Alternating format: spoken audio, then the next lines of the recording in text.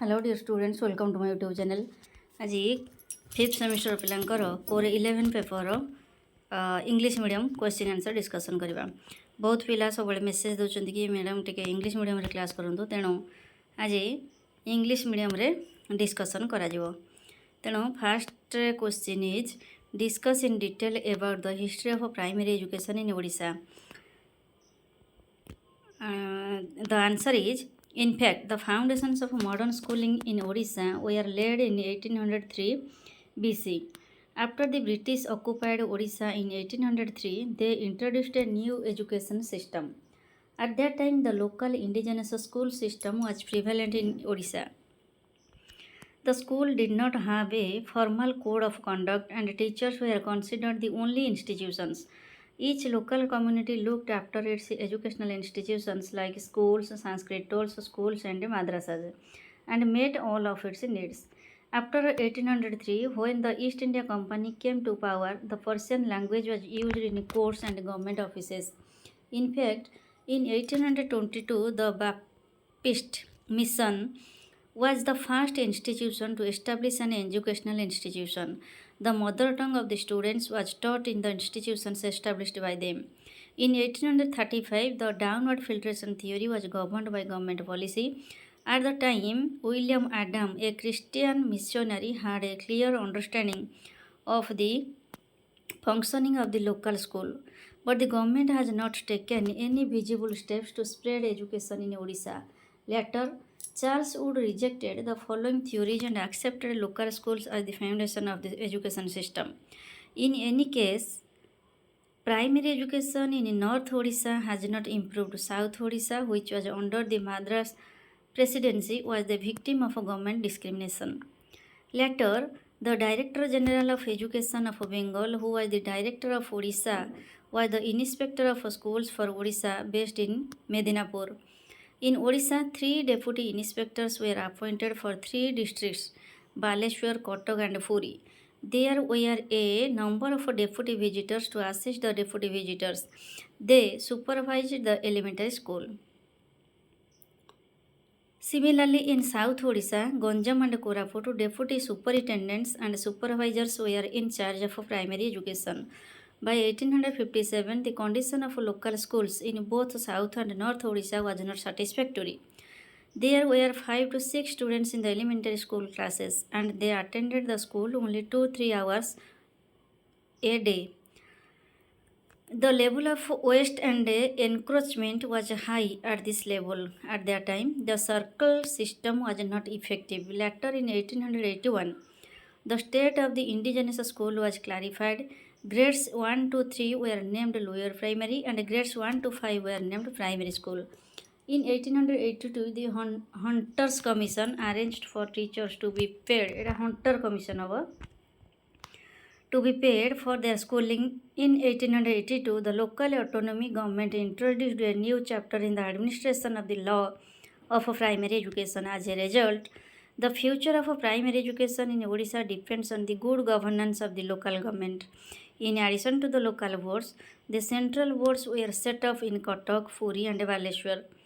By 1895, the District Board of Education had increased its powers, and they had the power to determine the initial assessment of education, school housing, pay, and the system of examinations.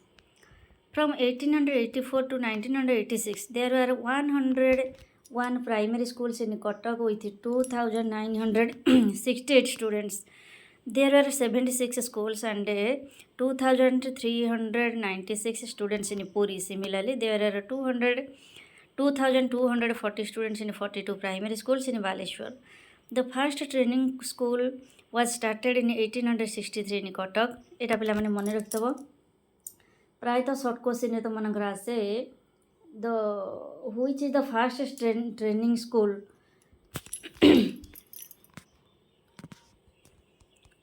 which is the first training school ଆସିପାରେ, ନହେଲେ ହେଇପାରିବ ଯେ the first training school was started in the year dash, ନହେଲେ the first training school was started in where ଆସିପାରେ.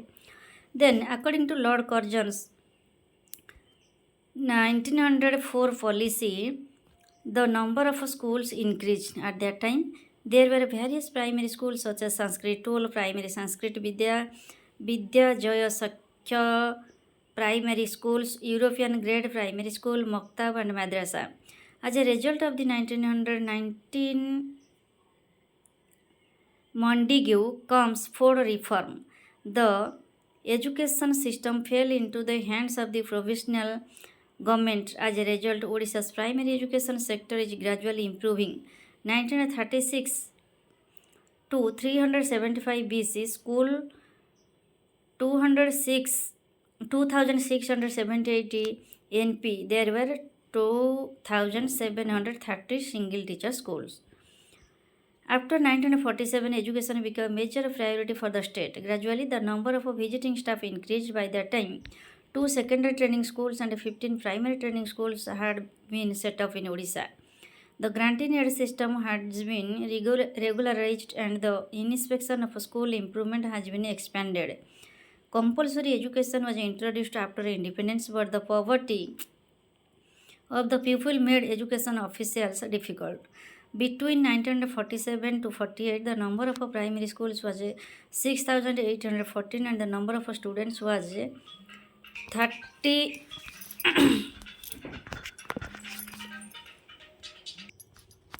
was 3,69,387, while the number of primary teachers was 1,16,529 at that time. Efforts were then made to provide oral facilities to all people between the age of 6 and 14 to implement the constitutional directive. ପିଲାମାନେ ଦ constitutional directive କ'ଣ ଅଛି ତୁମେମାନେ ଜାଣିଥିବ. According to the Article 45, all the students between the age group of 6 to 14 should be included in the compulsory education by universalization of elementary education. That is, irrespective of caste, creed and sex and religion, all the students between the age group 6 to 14 should provide the provision of universalization of elementary education. ତେଣୁ ଏହା ହେଉଛି କ'ଣ ନା 6 ରୁ 14 ବର୍ଷର ପ୍ରତ୍ୟେକ ପିଲାଙ୍କୁ constitutional directive ଯେଉଁ ରହିଛି ତାଙ୍କୁ ପ୍ରୋଭାଇଡ଼ କରିବା.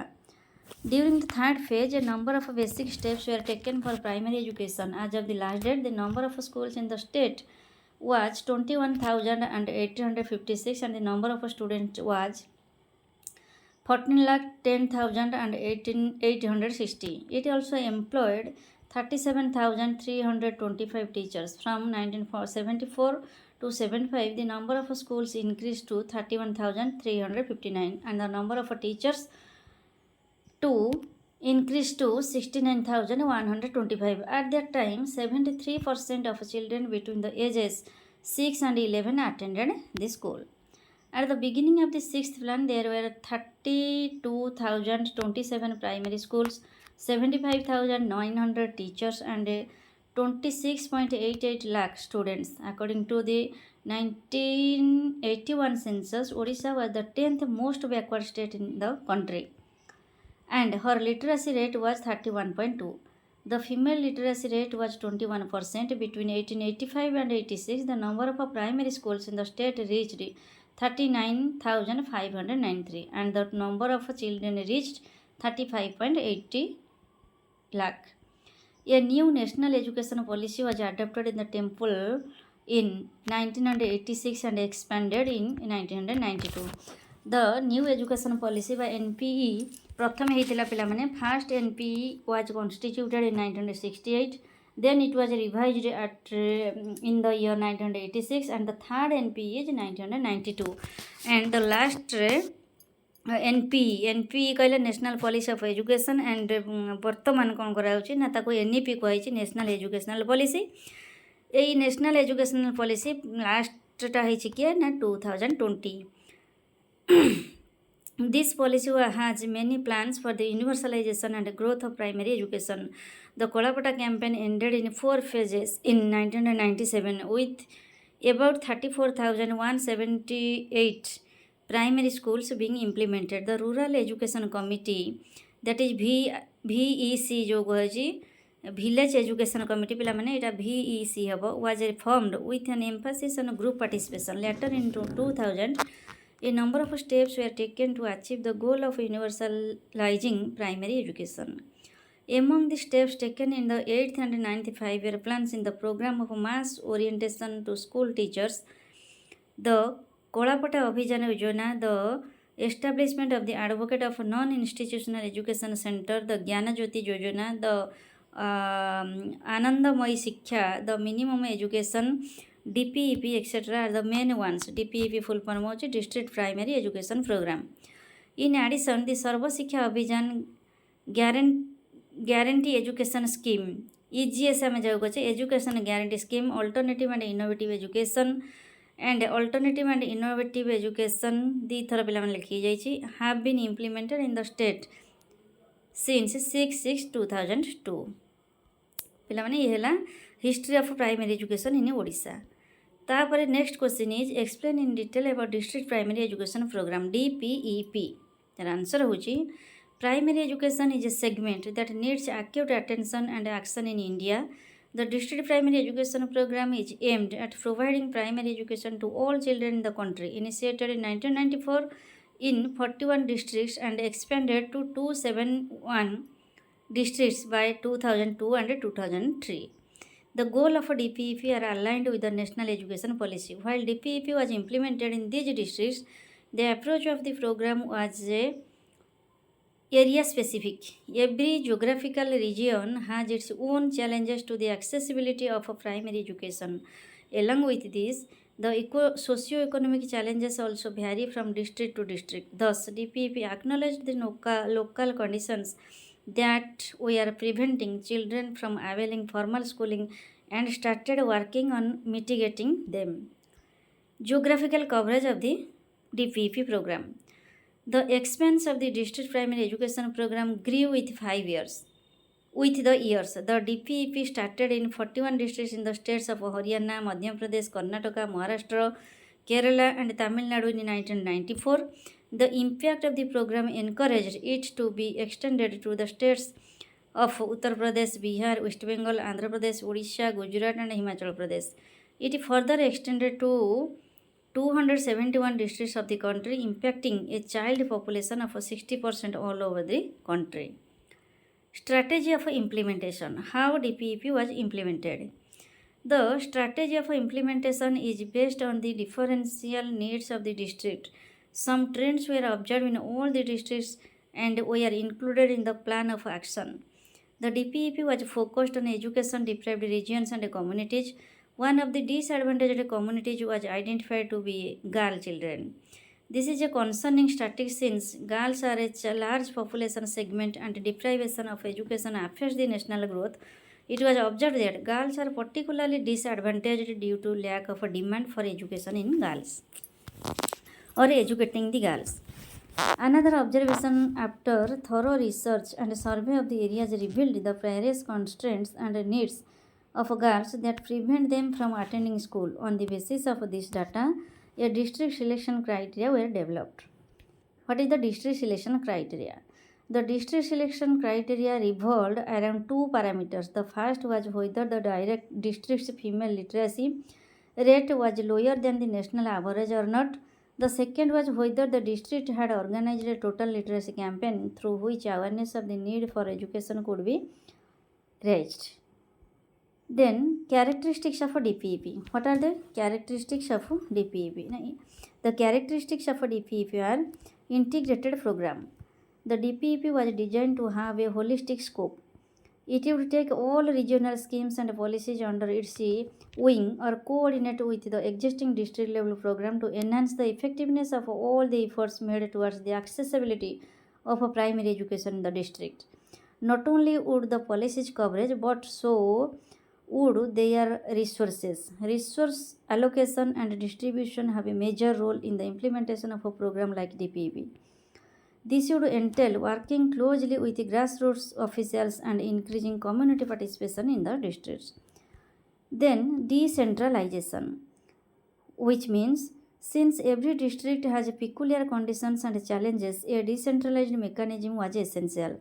This means that no general formula or strategy can be applied uniformly to all the districts. A strict watch to be taken as the unit of planning and implementation. Customized strategies followed grassroots level participation on locals would be able to give realistic statistics which would further concept clarity and sensitivity to a certain area. Then community participation, which means with an initiative like DPEP, community participation is indispensable. Teachers, parents, and other functionaries must join hands to make DPEP a success. The community at large would follow them in their efforts to make the district education friendly for both boys and girls. The program pays special emphasis to the role of the community at large. The next is equity and positive discrimination, which means the concept of positive discrimination focuses on providing the disadvantaged communities with opportunities to reach the same standards of living as everyone else. With regard to education, DPEP focuses on the vulnerable groups like scheduled caste, scheduled tribes, girls, and disabled persons. The goal of equity can be furthered via the DPEP by eliminating some of the specific challenges these communities face. Then, accountability. DPEP has been constructed in a way that reflects the idea of a people's project. The government and government officials are mere facilitators, and the ownership is in the hands of the community. The goal is to help people realize that it is their community that benefits from the program and not the government, so that they do not feel like outsiders. For any project to be successful, it must be fully accepted and observed in the community and its members. It also gives people an opportunity to be flexible and apply methods that are most effective and relevant to each community. Then, funding of a DPEP. The DPEP receives funding from the Indian government, state governments, and international bodies. It is a centrally sponsored scheme, which means that the center and the state governments share the responsibility of funding the program. The central government gives 85% of the project cost and the respective state governments pay 15%. The international funding is provided by organizations like the United Nations Children's Emergency Fund, UNICEF full form hochi United Nations Integrated Children's Emergency Fund. Official Development Assistance, Swadeshi International Development Cooperation Agency, and the Netherlands. The total external financial assistance amounts to 7,000 crore approximately, with a major contribution from the International Development Association. Next is conclusion. Primary education is the foundation of a personal development in humans. The ages 3 to 10 witness steep learning curves in children. The brain is open to learning in the conceptual, rational, and linguistic spheres. Primary education is also forms the foundation for intermediate and higher education amongst individuals. The progress of a country can only be brought about by strong education system. The DPEP understands the need for primary education and tries to reach the lowest rungs of society to achieve the goals of education for the country. It expects all the sections of society to join hands towards this goal. Next question is state in detail about Sarva Shiksha Abhiyan SSA. The Sarva Shiksha Abhiyan is a holistic stride towards achieving the long cherished goal of universalization of elementary education through a time-bound integrated approach in partnership with the state. SSA, which promises to change the face of the elementary education sector of the country, aims to provide useful and quality elementary education to all children in the age 6 to 14 by 2010. The Sarva Shiksha Abhiyan is an effort to recognize the need for improving the performance of the school system and to provide community-owned quality elementary education in mission mode. It also envisages bridging the gender and social gaps. Objectives. The objectives of Sarva Shiksha Abhiyan can be summarized as under. All children in school education guarantee center, alternate schools to school camp by 2003. All children complete 5 years of primary schooling by 2007. All children complete 8 years of schooling by 2010. Focus on elementary education of satisfactory quality with emphasis on education for life. Bridge all gender and social category gaps at primary stage by 2007 and at elementary education level by 2010. Universal retention by 2010. Next, the structure of implementation. Structure for implementation. The central and state governments will together implement the Sarva Abhiyana in partnership with the local governments and the community to signify the national priority for elementary education. A national Sarva Abhiyana mission is being established with the Prime Minister as the chairperson and the Union Minister of Human Resource Development as the vice chairperson. States have been requested to establish a state level implementation society for a UEE under the chairmanship of Chief Minister, Education Minister. This has already been done in many states. The Sarva Abhiyan will not disturb existing structures in states and districts but would only try to bring cover a convergence in all these efforts. Efforts will be made to ensure that there is a functional decentralization down to the school level in order to improve community participation. Besides recognizing PRI's tribal councils in scheduled areas, including the Grama Sabha, the states would be encouraged to enlarge the accountability framework by involving NGOs, teachers, activists, women's organizations, etc.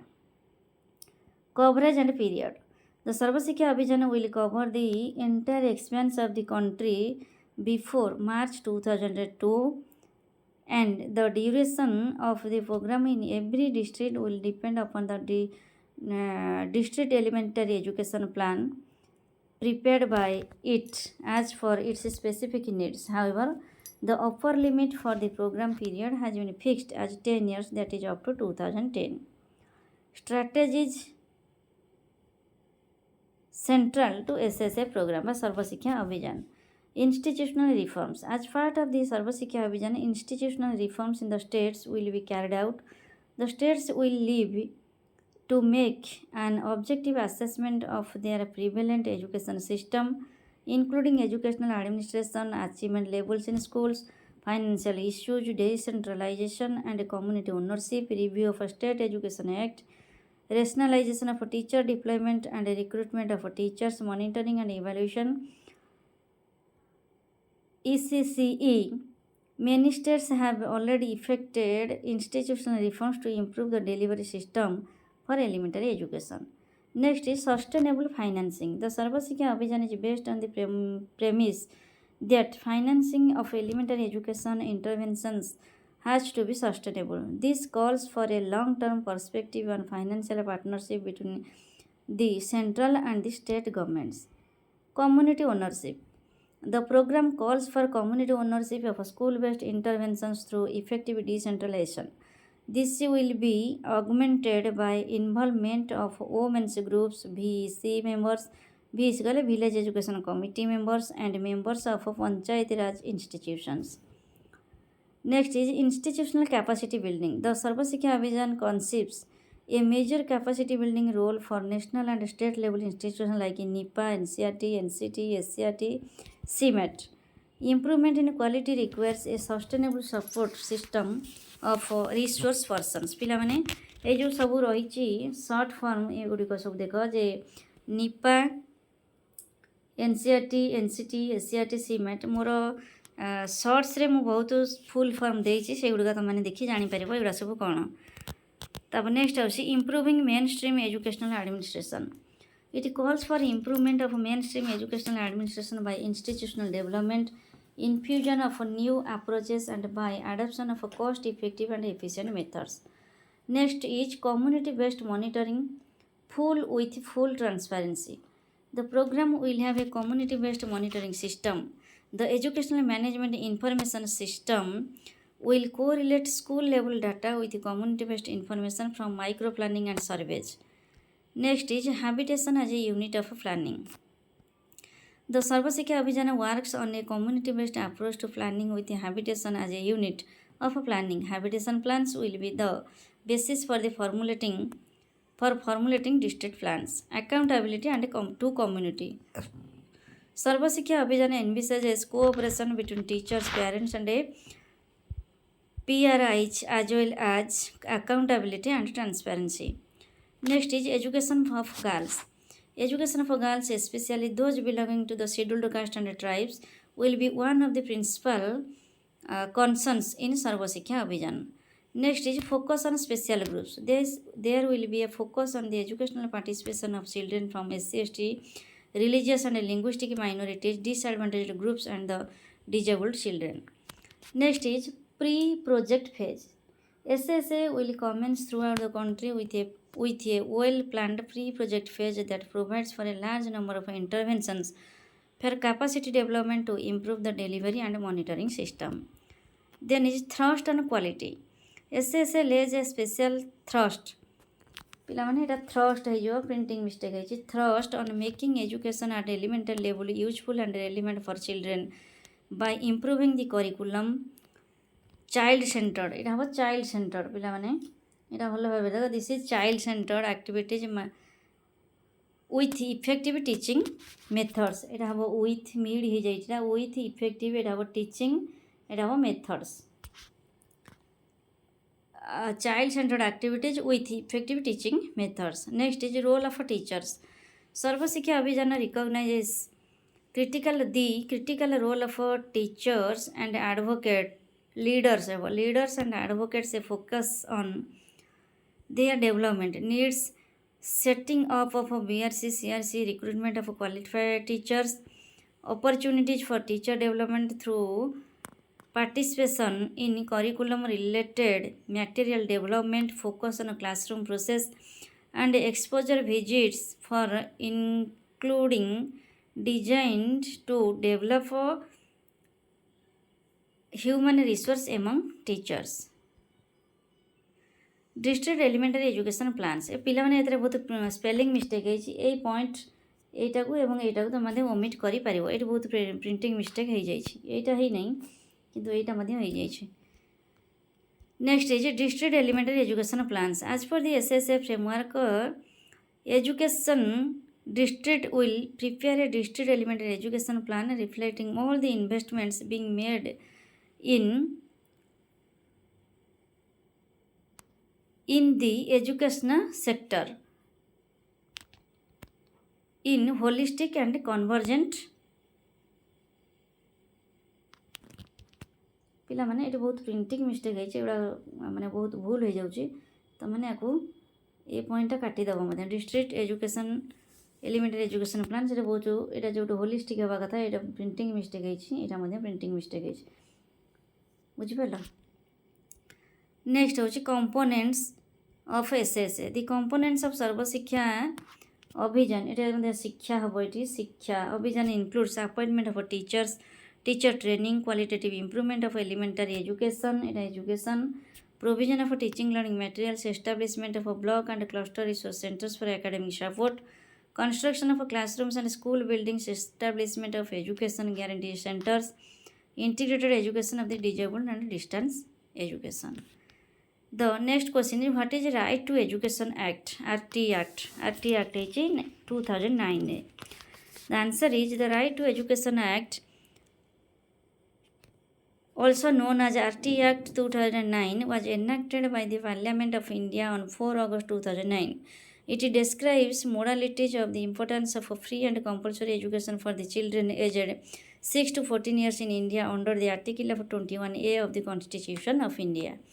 This act came into effect on 1st April 2010. Era मन रख पिला माने 1st April 2010 and made India one of the 135 countries to have made education a fundamental right for every child. It prescribes minimum norms for elementary schools, prohibits unrecognized schools from practice, and advocates against donation fees and interviews of children at the time of admission. The Right to Education Act keeps a check on all neighborhoods through regular surveys and identifies children who are eligible for receiving an education but do not have the means to. Educational challenges have been prevalent at both the center and states for many years in India. The Right to Education Act 2009 maps out roles and responsibilities for the center, state, and all local bodies to rectify gaps in their education system in order to enhance the quality of education in the country. Compulsory and free education for all. It is obligatory for the government to provide free and compulsory education, elementary education to each and every child. Next is the benchmark mandate. The Right to Education Act lays down norms and standards relating to pupil-teacher ratio. The next point is special provisions for special cases. Special cases means the Right to Education Act mandates that an out-of-school child should be admitted to an age-appropriate class and provided with special training to enable the child to come up to age-appropriate learning level. ଧରାଯାଉ ଗୋଟେ ପିଲା 12 ବର୍ଷ ହେଇଛି, ସେ ବିଦ୍ୟାଳୟ ଛାଡ଼ି ଦେଇଛି, ତେଣୁ 12 ବର୍ଷରେ ଯେଉଁ କ୍ଲାସ୍ରେ ଆଡ଼ମିସନ୍ କରିବା ପାଇଁ ସେ ଏଲିଜିବଲ୍ ସେଇଠି ତାକୁ ଆଡ଼ମିଟ୍ କରାଯିବା ଉଚିତ. Next is quantity and quality of teachers. The Right to Education Act provides for rational deployment of teachers by ensuring that the specified pupil-teacher ratio is maintained in every school.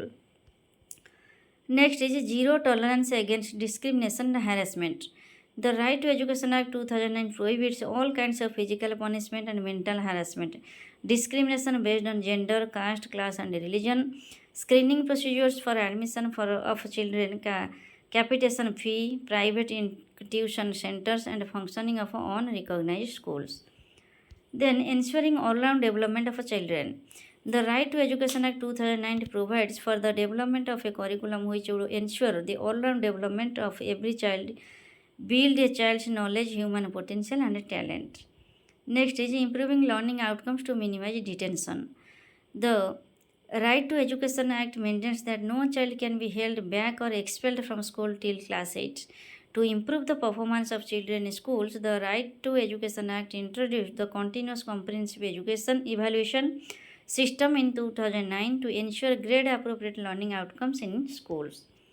Then is monitoring compliance of RT norms. School management committees play a crucial role in strengthening participatory democracy and governance in elementary education. All schools covered under the Right to Education Act 2009 are obligated to constitute a school management committee comprising a head teacher, locally elected representative, parents, community members, etc. Right to Education Act is justiciable. The Right to Education Act is justiciable and is backed by a grievance redressal mechanism that allows people to take action against non-compliance to provisions of the Right to Education Act 2009.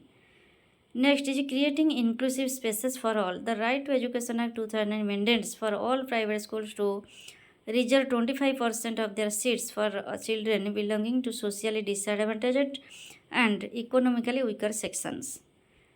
Another question is why should we support education for girls? As per UNICEF data records, the adjusted primary net enrollment rate for the year 2014-15 was 91 and 90 for girls. About 31 million girls across the globe do not have access to primary education. Equality in the sexes in terms of their access to education and health as an intrinsic value in its own right.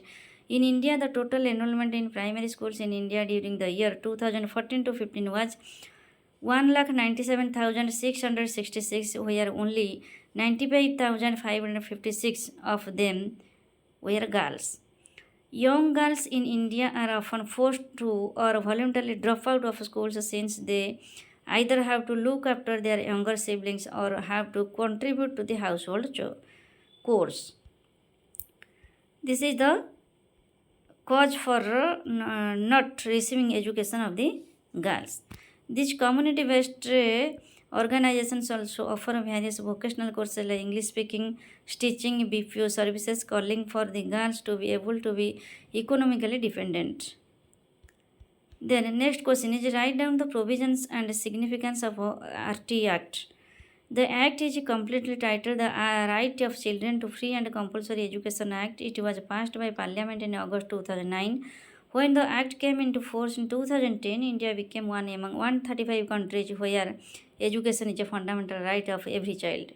The 86th Constitutional Amendment 2002 inserted Article 21A in Indian Constitution which states the state shall provide free and compulsory education to all children of 6 to 14 years in such manner as the state may by law determine. As per this, the right to education was made a fundamental right and removed from the list of directive principles of state policy. The RT is the consequential legislation envisaged under the 86th Amendment. The article incorporates the word free in its title. What it means is that no child other than those admitted by his or her parents in a school nor not supported by the government is liable to pay any kind of a fee or charges or expenses which may prevent him or her from pursuing and completing elementary education. The provision. What are the provisions of RTA? The provisions of RTA Act are briefly described as under. The right of a free and compulsory education to children until they complete their elementary education in a school.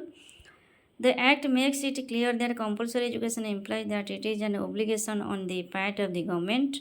The Act provides for the admission of a non-admitted child to a class of his or her appropriate age. It mentions the duties of the respective governments, the local authorities, and parents in ensuring the education of a child. It specifies standards and norms of pupil teacher ratio, infrastructure, and buildings. It also says there should be no urban or rural imbalance in teacher postings. The Act provides that the teachers appointed should be appropriately trained and qualified. The Act prohibits mental harassment and physical punishment, screening procedures for the admission of children, capitation fee, private tuition by the teachers running schools with no recognition. What is the significance of RT? With the passing of a Right to Education Act, India has moved to a rights-based approach towards implementing education for all. This act casts a legal obligation on the state and central governments to execute the fundamental rights of a child. As per Article 21A of the Constitution, the act lays specific standards for the student-teacher ratio, which is a very important concept. It also talks about providing separate toilet facilities for girls and boys. The stress on avoiding the urban-rural imbalance in teachers' posting. The Act provides for zero tolerance against the harassment and discrimination of children. The Act also mandates that no kids is detained until class 8. The Act also provides for the formation of school management committees. The Act is justiciable and has a grievance redressal mechanism that permits people to take action when the provisions of the Act are not complied with. The RT Act mandates for all private schools to reserve 25% of their seats for children from socially disadvantaged and economically backward sections. The provision is included Section 12 1C of the RT Act. All schools, private, unaided, aided, or special category, must reserve 25% of their seats at the entry level for students from the economically weaker sections and disadvantaged groups. This provision is a far reaching move and perhaps the most important step is so far as inclusive education is concerned. This provision seeks to achieve social integration. This is all about the provisions made by RT Act 2009. Next question is discuss in detail about NPEGEL, National Program for Education for Girls at Elementary Level. NPEGEL is a national program for education of girls at elementary level and has been conceived as an amendment to the scheme of Sarva Abhiyan for providing additional components for education of girls at elementary level. Prior to this, SSA had limited financial provision for girls' education in the form of innovations at the district level and free textbooks. So, there were an urgent need of having an additional component. NPEGEL has been formulated for education of underprivileged and disadvantaged girl for class 1st to 8th. ପିଲାମାନେ ଏଇଟା ଭଲ ଭାବରେ ମନେ ରଖ। NPEGELଟା କାହା ପାଇଁ କରାଯାଇଛି ନା for education of underprivileged and disadvantaged girls ମାନଙ୍କ ପାଇଁ from class 1 to 8. Educationally backward block means a block where the level of rural female literacy rate is less than the national average and the gender gap is above the national average. This includes 104 blocks in the 12 districts of Jammu and Kashmir. NPEGEL has two broad objectives. The first is to develop and promote facilities to provide access and to facilitate the retention of girls and to ensure greater participation of girls in the field of education. Second objective is to improve the quality of education through various interventions and to stress upon the relevance and quality of girls' education for their empowerment. The focus of NPEGL is as follows. What are they?